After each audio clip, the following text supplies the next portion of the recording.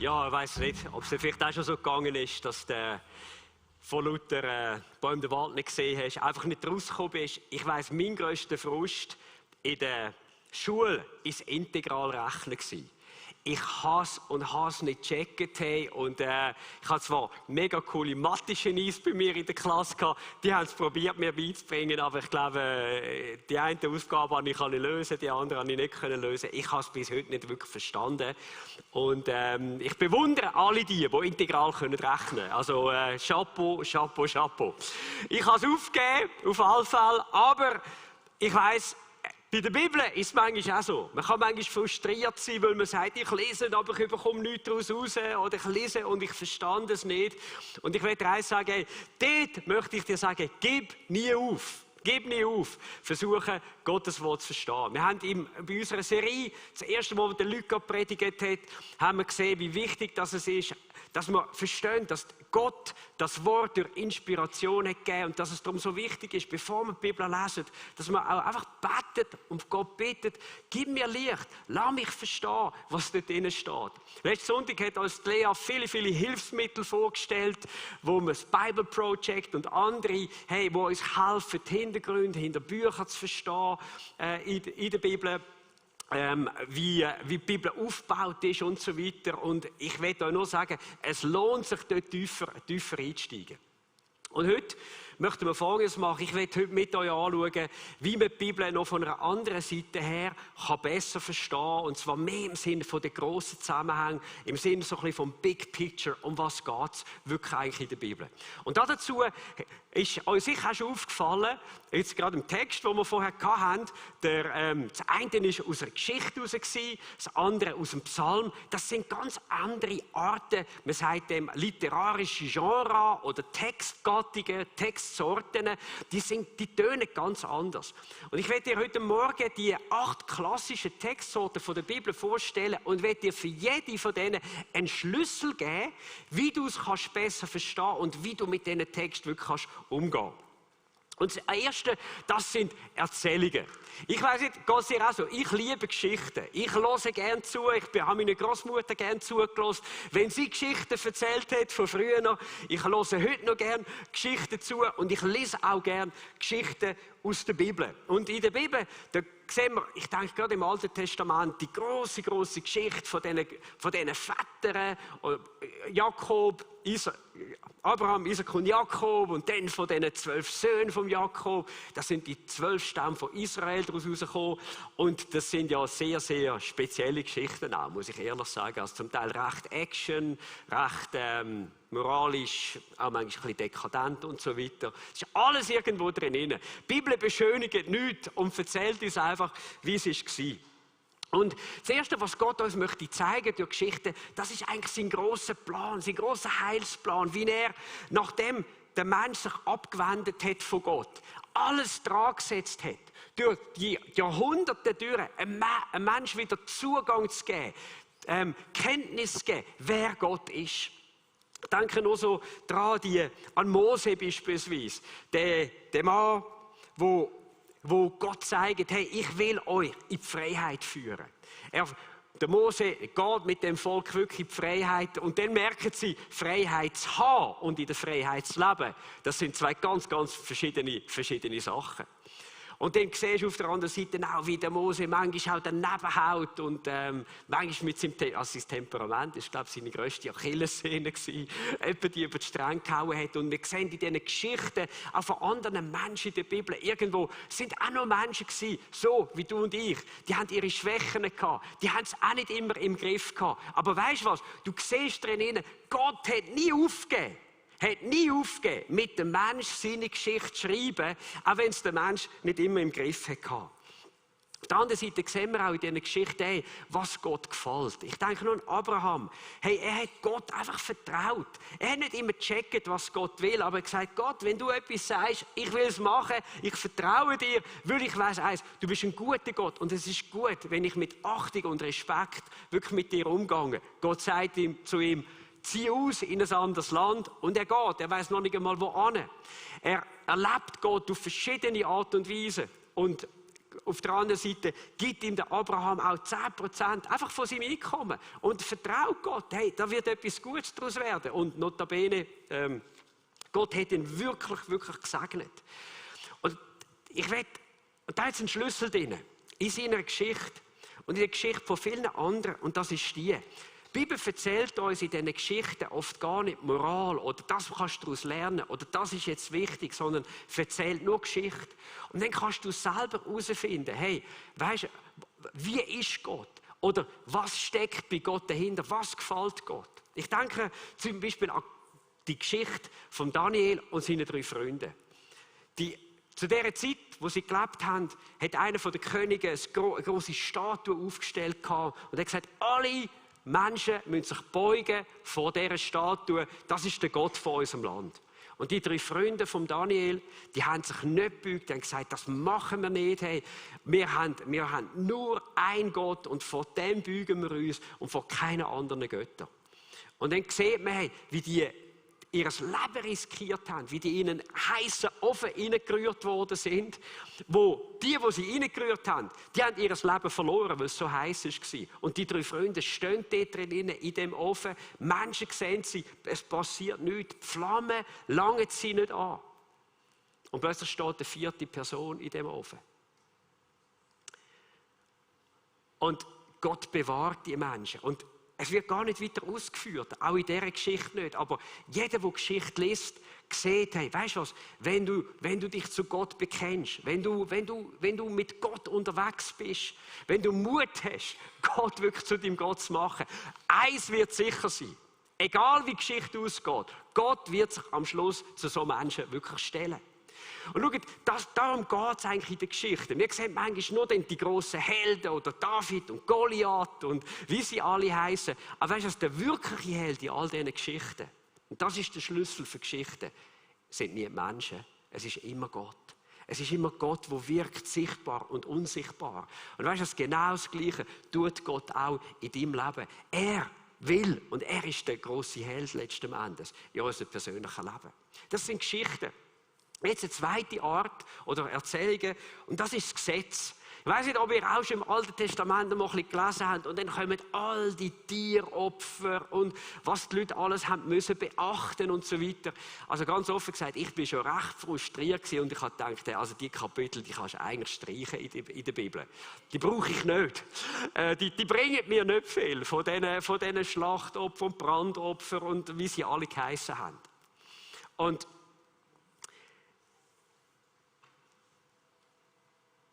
ich habe dann gelernt, dass die Texte auf der anderen Seite absolut einen grossen Wert haben, wenn man sie mit der richtigen Brille anschauen kann. Und zwar das Erste ist, dass Gott in all diesen Gesetzen irgendwo zeigt, hey, weißt du was, ich bin reiner, ich bin heiliger Gott. Und hat Menschen wollen durch die Äußeren, durch die Opfer, durch die Reinheitsgebote, eigentlich hat ihnen äußerlich beibringen, um was es da drin geht, im Herzen eigentlich von uns Menschen. Dass Gott da ihnen Geradlinigkeit, Integrität sucht, dass Gott eine Reinheit sucht, da in unserem Inneren. Hey, und dann die Opfer. Ich glaube, was dir mega helfen kann, ist Folgendes, wenn du in diesen Opfern 2 Sachen siehst. Das eine ist, für jede Sünde, die begangen worden ist im Alten Testament, haben die Leute ein Opfer müssen bringen. Und es zeigt uns eigentlich Folgendes auf, wie schrecklich das die Sünde ist. Wie schrecklich das ist, wenn wir uns wegbewegen aus dem Weg Gottes. Wie schrecklich es ist, wenn wir Gebot von Gott übertreten. Hey, wir machen manchmal so eine Bagatellsache daraus. Aber weißt du, Gott sagt, hey, für das muss irgendjemand gerade stehen, für das muss irgendjemand zahlen. Und im Alten Testament hat Gott ihnen eigentlich, und das Zweite in diesen Opfern zeigt, hey, ich gebe euch einen Ausweg. Ich gebe euch einen Weg, ich will euch einen Weg zeigen, wie ihr Vergebung haben könnt. Eigentlich müsstet ihr gerade stehen. Aber mit diesen Opfern zeigt ihnen Gott, es gibt einen Weg, wenn ihr euch Vertrauen auf das Opfer setzt, dann kann ich euch vergeben. Und schon im Alten Testament hat einer der Psalmisten dann einmal gesagt, ja, aber Gott, wie ist es überhaupt möglich? Wie kann das Opfer, das Blut von irgendwelchen Tieren, wie kann das die Sünde der Menschen wirklich wegnehmen? Und er hat eine gute Frage gestellt. Und schaut, wenn ihr die Opfer seht, ist es eigentlich immer ein Ausblick auf das grosse Opfer, wo Jesus Christus später, viele hundert Jahre später, für uns Menschen vollbracht hat. Die Bibel zeigt uns, Jesus Christus ist ein für alle Mal als grosses Opfer für uns Menschen gestorben, damit wir Vergebung haben von unseren Sünden. Hey, und ich kann euch sagen, als ich nachher angefangen habe, im Alten Testament auch die Texte zu lesen von diesen Opfern, plötzlich sind mir Tränen irgendwie auf den Backen gestanden, weil ich habe dort gesehen, hey, die Opfer und am Schluss Jesus, all diese Sachen, die sind deswegen gewesen, weil ich es brauche. Jesus ist am Kreuz von Golgatha gestorben, weil ich seine Vergebung brauche. Und weißt du, dann lese ich so Texte und sie bekommen plötzlich ganz eine neue Bedeutung. Eine neue Dankbarkeit für das, was Jesus später da hat am Kreuz. Ich weiss, es gibt immer wieder Christen, die sagen, ja, aber hey, das ist ja Gottes Wort. Das gilt doch sicher auch noch heute. Aber ich werde euch Folgendes aufzeigen. Die Bibel sagt im Römer 10, Vers 4, dass das Zeremonialgesetz, all die Opfervorschriften und so weiter, dass die heute nicht mehr gelten. Warum? Weil sie erfüllt worden sind durch Jesus. Es heißt, mit Christus ist die Absicht des Gesetzes vollkommen erfüllt. Wer an ihn glaubt, nicht wo opfert, nicht wo gute Taten tut, der wird von Gott gerecht gesprochen. Wer an das Opfer von Jesus glaubt. Ich kann mich erinnern, als ich Jugendleiter war, war eine grosse Diskussion. Ja, wie ist denn das da mit den ganzen Tattoos und mit den Piercings und so weiter und so fort? Und es steht doch in der Bibel, ja, in diesen Gesetzen, man sollte so Zeug nicht machen. Aber gilt das noch? Schaut, das Gesetz von früher, das ist abgelöst worden durch etwas ganz Neues, durch den Glauben an Jesus Christus. Es geht nicht mehr darum, dass man diese Sachen in erster Linie einfach einhalten, sondern hey, Gott hat uns befreit eigentlich vom Einhalten von vielen, vielen solchen Sachen. Weißt du wieso? Weil spätestens nach 3 oder 4 versagen wir alle und spätestens bei über 600, die es hatten, hat es niemand mehr von uns im Griff, alles einzuhalten. Aber die Bibel sagt, dass Gott durch Jesus einen neuen Bund gemacht hat. Und zwar ein Bund, wo es nicht mehr so sehr darum geht, ums Äußere zu halten, sondern dass in unserem Herz von innen her eine Veränderung stattfindet. Und, weißt du, und ich glaube, das gibt uns eine gute Anwendung, auch für so etwas. Ich glaube, es ist eine gute Frage, sich zu fragen, hey, warum willst du denn das Piercing? Warum willst du denn das Tattoo? Was bewegt dich? Ist es einfach die Schönheit? Ist es etwas, wo du sagst, hey, mir gefällt es einfach? Oder ich tue das irgendwo auch, hey, mein Körper ist ein Tempel vom Heiligen Geist, weil das tut so Gottes Ehre. Oder ist es etwas, was du vielleicht einfach machst, weil es andere auch machen? Ist es etwas, was du vielleicht machst, weil du vielleicht in einer Gruppe oder in einer Clique bist, wo du spürst, es ist ein Druck da, solltest du irgendwie auch machen? Oder brauchst du vielleicht dein Tattoo, um irgendeinen tiefen Schmerz, den du hast, irgendwo zu verarbeiten und einen Weg zu suchen, wo du nach Heilung da drin suchst. Schau, ich will dir nur das sagen, für das gibt es einen besseren Weg als so äußere Sachen. Weder ein Tattoo noch ein Piercing können dich letzten Endes hier innen gesund und heil machen. Das kann nur Jesus. Und darum ist es am Schluss eine Herzensangelegenheit. Das ist etwas, wo Gott sagt, weißt du was, komm doch zu mir. Mit dem, was dir fehlt, mit dem, was du vielleicht spürst, ein Defizit in deinem Leben. An mangelnder Identität, komm doch zu mir, lass mich das füllen und dann wirst du einen ganz anderen Zugang haben zu diesen Sachen. Dann ist die Frage nicht so sehr, ist es jetzt richtig oder falsch, sondern hast du den Zugang zu Jesus. Das sind alttestamentliche Gesetze. Und dann gibt es Poesie in der Bibel. Poesie, das sind all die Psalmen und Klagelieder übrigens auch, die dazugehören. Und das ist eigentlich etwas ganz Wunderbares. Ich denke nur an die vielen, vielen Loblieder in der Bibel, die es gibt. Hey, und weißt du, die tun uns sowas von gut. Wenn jeder Mensch, der angefangen hat in seinem Leben dankbar zu sein, jeder Mensch, der angefangen hat, Gott zu loben, Gott zu preisen für das, was Gott ist, was Gott tut, der spürt, etwas passiert da innen immer. Und ich werde heute Morgen wirklich auch zurufen, gerade auch durch die Bücher von der Poesie, hey, weisst du was, hör auf, ständig zu jammern in deinem Leben. Hör auf, ständig zu jammern. Du hast viel mehr Gründe zum Loben, Gott zu danken und Gott zu preisen. Es gibt so viel mehr Gründe, wirklich in unserem Leben dankbar zu sein für so vieles, was Gutes da ist. Ich mag, ich mag mich an so viele Gespräche erinnern und an mich selber ja auch. Ich meine, ich sehe manchmal nur vielleicht die Sachen, die mich stressen oder nerven. Aber weißt du, es gibt nebendran so viel mehr Sachen, wo wir dankbar sein dafür. Für unser Leben. Wo Sachen, die trotzdem gut laufen. Für Sachen, die möglich sind. Für Sachen, die wir Segen erleben. Ich sage jetzt auch für eine Kirche, für meine Kleingruppe und vieles andere. So viele Gründe zum dankbar zu sein. Und manchmal verlieren wir das, weil wir uns nur aufs Negative konzentrieren. Und ich glaube, das ist nicht zuletzt ein Grund, warum Psalmen irgendwo in der Bibel sind. Und da gibt es Loblieder drin, Lieder vom Feiern.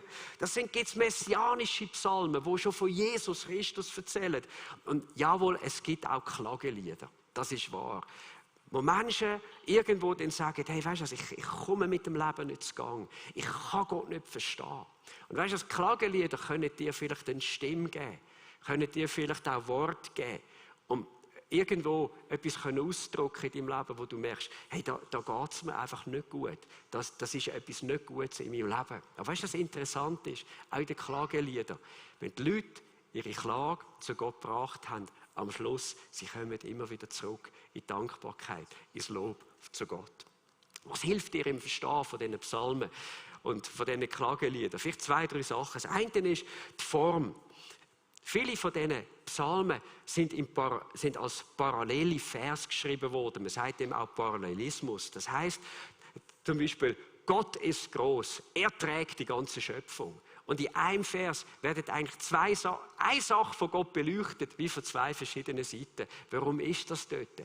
Damit wir es besser verstehen, damit es noch grösser, noch spezieller gemacht wird und damit wir die Sachen besser verstehen können. Also wenn du das liest und fast alle Psalmen sind so geschrieben, dann denke ich nicht, der hat nicht gewusst, was er in den ersten Zielen schreibt, sondern er wollte die ersten Ziele noch verstärken und noch grösser machen, was er dort geschrieben hat. Das Zweite ist, es hat auch Redewendungen drin, die wir nicht so buchstäblich nehmen dürfen. Wenn es zum Beispiel heisst, dass Berge hüpfen wie die Widder oder so, das ist mehr so ein bisschen enthusiastisch. Oder? Wir haben ja auch so Redewendungen bei uns, hey, ich fühle mich wie ein Glückskäfer oder irgendwie so und deswegen werden wir nicht plötzlich ein Beatle, sondern es ist mehr so eine Ausdrucksform, wo man sagt, hey, das ist so, das bringt da so einen Vergleich, wo wir brauchen. Und weißt du was? Wenn du die Power von diesen Psalmen, von diesen Klageliedern, wenn du sie wirklich erleben willst, dann lies sie laut. Du kannst sie vielleicht sogar, und das mache ich etwa die, auch so leislich singen. Und plötzlich bekommen das sind alles ja Lieder gewesen, die 150 Psalmen. Plötzlich tauchst du in eine Kraft von diesen Worten, wo du sie nicht nur gelesen hast und nachher wieder vergisst, sondern wo es dein Lied wird. Wo es dein Bekenntnis, dein Lob wird zu Gott. Hey, ich will, dass wir für einen Moment mal nachdenken. Mich würde es ein bisschen interessieren, respektive vielleicht interessiert sich auch von deinem Nachbar. Gibt es vielleicht so einen Psalm oder einen Vers aus der Bibel, der dir besonders etwas bedeutet?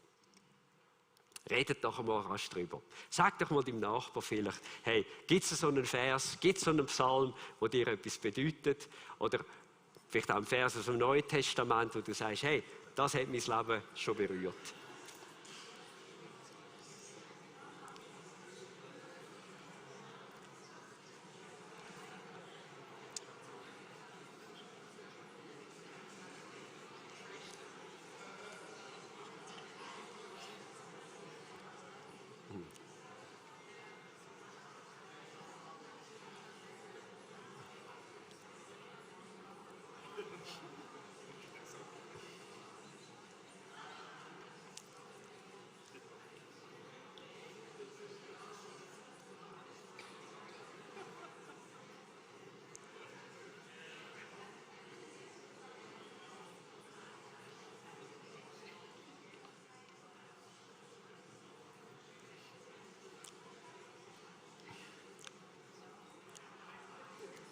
Wisst ihr, was cool ist? Wir müssen nicht immer wissen, wo etwas steht.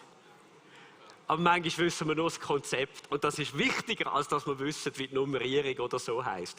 Und übrigens, wenn du mal einen Vers suchst und du weißt nur noch ein paar Worte davon, du kannst irgendwo eingeben, Google, irgendwo in eine Suchmaschine und du wirst mit grosser Wahrscheinlichkeit auf Bibleserver oder irgendwie so, wirst den Vers finden und kannst ihn nochmal genau nachlesen.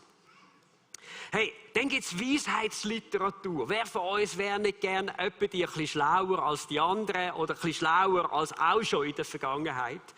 Und da gehören Bücher vom Hiob, von den Sprüchen und vom Prediger dazu. Und ich werde euch einfach einen Schlüssel geben, wie Weisheit in unserem Leben zunehmen kann. Und der ist ganz am Anfang geschrieben, der Vers in der Weisheitsliteratur, in Sprüche 1, Vers 7. Und da heißt: Die Ehrfurcht vor dem Herrn ist der Anfang der Erkenntnis. Das ist interessant. Die Bibel sagt nicht einfach, hey, lerne einen Haufen Prinzipien, lerne einen Haufen Philosophie, sondern wenn du wirklich schlau werden willst, fang dort an. Mit einem tiefen Respekt zu Gott, indem du Gott ernst nimmst, indem du seinen Willen ernst nimmst, dann wirst du wirklich weise, dann wirst du wirklich schlau werden in deinem Leben. Und dann gibt es Prophetie. Prophetie, sind all die Bücher, gerade im Alten Testament, der ganze letzte Teil, der ganze letzte Drittel, das sind die prophetischen Bücher. Und ich möchte dir 3 Schlüssel geben zum Umgang mit der prophetischen Literatur. Wenn ihr es leset, werdet ihr feststellen, das geht eigentlich so wie 3 Zeitabschnitte. Und der erste Zeitabschnitt, das ist der, dass sich vieles schon erfüllt hat, was dort drin steht. Zum Beispiel beim Volk Israel, dass sie ins Exil gegangen sind. Oder beispielsweise, dass sie aus dem Exil wieder zurückgekommen sind. All diese Sachen haben sich schon erfüllt. Und dann ist ein zweiter Zeitabschnitt drin. Und das ist das sind all die Prophezeiungen über den Messias, über Jesus Christus. Die prophetische Literatur sind alle ausnahmsweise 400 Jahre oder mehr vor der Geburt vom Messias, von Jesus Christus, geschrieben worden. Sie widmet sich mit diesen Voraussagen über Jesus, beispielsweise Sacharja 9,9, dass Jesus einmal als Gerechter und Helfer auf einem Esel einmal wird reiten, auf dem Füllen von einer Eselin. Und das Gewaltige ist, das ist eine von diesen Dutzenden Bibelstellen im Alten Testament, wo Jesus wortwörtlich genauso wie es dort steht, erfüllt hat. Und Menschen haben ihm zugejubelt. Das ist übrigens der Grund, warum wir Palmsonntag heute noch feiern. Das zweite Zeitfenster, Zeit auf Jesus sehen. Und dann gibt es ein drittes Zeitfenster, das hat mit der Zukunft zu tun. Das sind Sachen, die wir noch nicht gesehen haben. Die haben zu tun mit dem, dass Jesus einmal wiederkommen, sichtbar für die ganze Menschheit. Und das Zeitalter von dieser Erde wird ablaufen. Ja, und dann gibt es nebst der Prophetie gibt's Evangelien. Und Evangelien sind für mich ja, ich sage es mal so, sind eigentlich sind fast die coolste Literatur in der Bibel drin. Und zwar warum? Es geht in Matthäus, Markus, Lukas, Johannes, die einen erzählen auch die Apostelgeschichte dazu, geht es darum, uns Jesus vorzustellen. Dass er als Sohn Gottes durch die Geburt von einer Jungfrau da auf die Erde gekommen ist. Dass er als Mensch unter uns gelebt hat. Sie erzählen uns, was Jesus alles gelehrt hat. Sie erzählen uns, wie Jesus gelebt hat, wie Jesus mit den Menschen umgegangen ist. Und am Schluss, wie Jesus gestorben ist und auferstanden ist.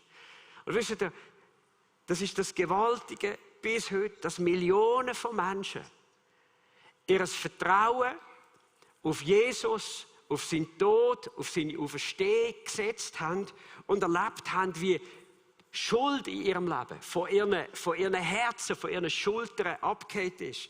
Wie sie von Hoffnungslosigkeit durchgestartet sind zu einem Leben in der Hoffnung. Wo sie frei geworden sind von zerstörerischen Bindungen. Wie Menschen durch Jesus wirklich frei geworden sind von Sucht in ihrem Leben. Das ist das, was Jesus vor 2000 Jahren angefangen hat und was er bis heute für alle Menschen macht, die ihre Hoffnung auf seinen Tod und seine Auferstehung setzen. Und das ist Power. Und der Jesus, den müssen wir bekannt machen. Der Jesus, von dem Jesus muss die Welt, in der wir leben, unbedingt hören. Er ist das Zentrum vom Glauben. Er ist eine Person von absoluter Faszination. Er ist Person von der absoluten Transformation für unser Leben. Seine Kraft, seine Wunder, seine Möglichkeiten sind bis heute noch möglich. Und jeder, der sich Jesus zuwendet, der betet, der ihm vertraut, wird die Wunder von Jesus auch erleben können. Das ist Jesus, das sind die Evangelien. Und dann gibt es die Lehrbriefe noch im Neuen Testament, ganz kurz. Die haben fast immer 2 Teile. In dem ersten Teil stärken sie den Glauben der gläubigen Leute. Sie erzählen, was alles passiert ist, wenn man sein Leben Jesus übergibt. Dass uns die Sünden vergeben worden sind. Dass wir frei geworden sind von der Macht der Sünde. Dass wir zu Gottes Kinder geworden sind. Dass wir zu Erben geworden sind von Gottes ewigem Reich. Dass ein ewiges Erbe auf uns wartet und so weiter. Das ist eigentlich, das ist wirklich Powerfood für unser Leben. Und wenn wir diese Sachen in unserem Leben annehmen, wenn wir sie verstehen, der gewaltige Change, den nur Jesus machen kann in unserem Leben, dann soll es etwas auslösen. Und das ist dann immer der zweite Teil in diesen Vers.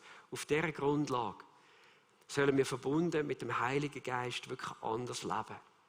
Hey, Christ sein heisst nicht zu leben wie Menschen in dieser Welt.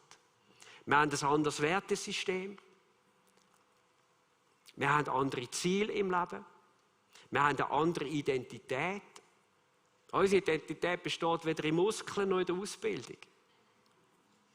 Unsere Identität besteht in Jesus. Besteht auch nicht in der Meinung von Menschen. Das ist etwas, was das Evangelium macht. Es macht dich frei von der Meinung der Menschen. Nicht lieblos, aber unabhängig von dem, was andere finden. Ich finde das enorm befreiend.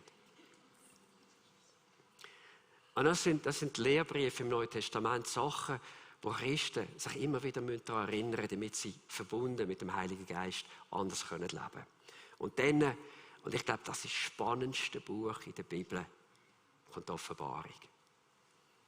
Die Offenbarung ist eine Literaturart, die in dieser Art und Weise einzigartig ist. Und in der Offenbarung hat es eigentlich 3 grosse Abschnitte drin. Der erste Abschnitt ist der: Wir sehen Jesus nicht mehr als Mensch vor 2000 Jahren. Wir sehen Jesus, der zur Rechten ist vom Vater, in einer absoluten Herrlichkeit, Schönheit, strahlender Art und Weise. Schau, Jesus, er wohnt zwar durch den Heiligen Geist in unseren Herzen, aber seine eigentliche Präsenz ist zur Rechten vom Vater im Himmel. Und es ist interessant, wo Johannes Jesus sieht, wie er ist, fällt Johannes nur auf seine Knie. Es ist wie wenn alle Kraft ihm entweicht.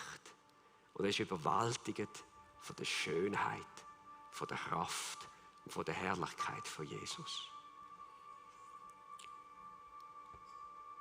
Und im zweiten Teil beschreibt die Offenbarung, wie Gott Gemeinden anschaut. 7 Gemeinden werden beschrieben und er zeigt uns dort, auf was Gott Wert legt, auch heute noch, im Leben von einer Kirche, im Leben von einer Gemeinde.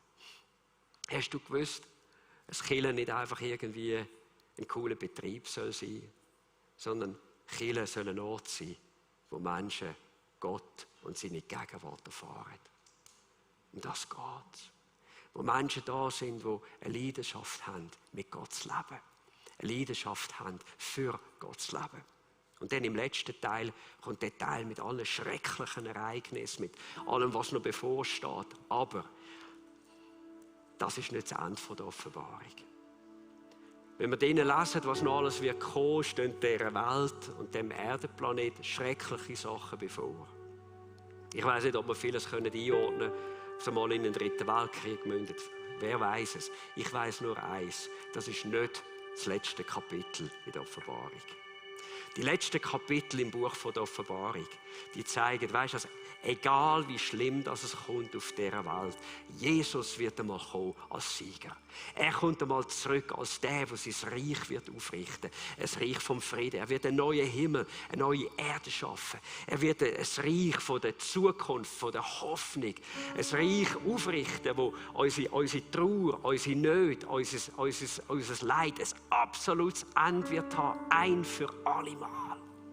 Und das ist die Botschaft von Jesus. Das ist die Botschaft von der Offenbarung. Der Tag wird kommen.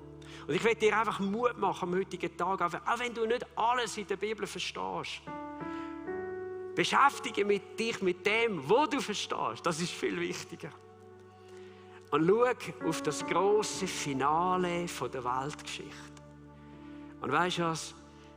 All die die Sehnen in ihrem Herz haben nach Jesus, die werden Jesus wieder sehen.